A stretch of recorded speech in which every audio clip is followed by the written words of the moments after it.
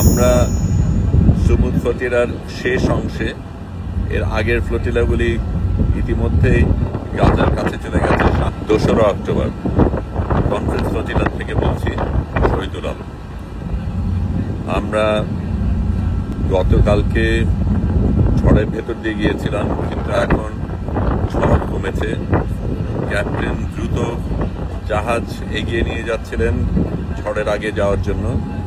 আমরা সুমুদ ফ্লোটিলার শেষ অংশে, এর আগের ফ্লোটিলাগুলি ইতিমধ্যেই গাজার কাছে চলে গেছে। সামনে যেগুলি ছিল সেগুলিকে গত রাতে ইসরায়েলি হানাদাররা আক্রমণ করেছিল, কিন্তু আমরা এখনো সেই জায়গায় পৌঁছাইনি।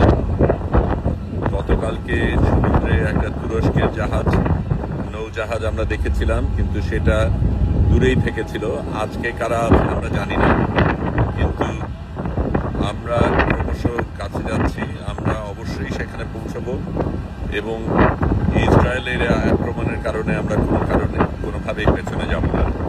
এখনো সমুদ্র উত্তপ্ত, এখনো ঝড়ের আশঙ্কা রয়েছে, বিদ্যুৎ থেমে গেছে, বৃষ্টিও সকালে থেমে গেছে, কিন্তু আমরা আমাদের মতো চলছি।